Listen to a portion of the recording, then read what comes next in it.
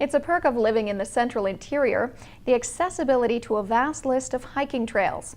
But the opportunity to explore these endless trails can be challenging this time of year. Hikers need to keep in mind the changing weather patterns and the active hunting season. Many backcountry enthusiasts enjoy fall because of the erupting colors and the limited number of bugs. Hiking while leaves change color has its risks, with the days getting shorter and the nights colder. It's still, very possible to hike in the high country. We continue to run trips, and there's been a few snow flurries already, and you got to be prepared for that kind of thing.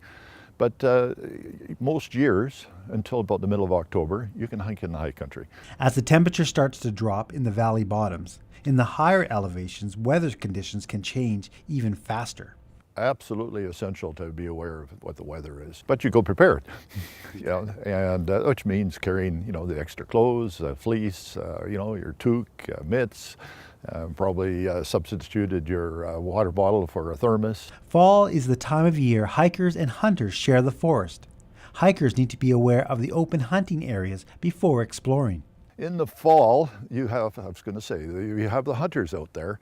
And it's, again, probably a good idea to wear some brighter clothes again.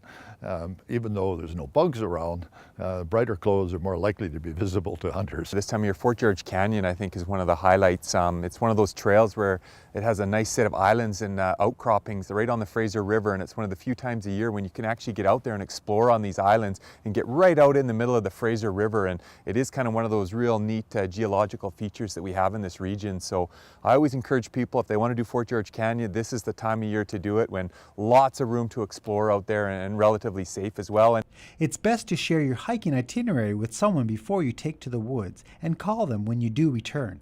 If your destination changes, follow up and let someone know. Dave Branco, CKPG News.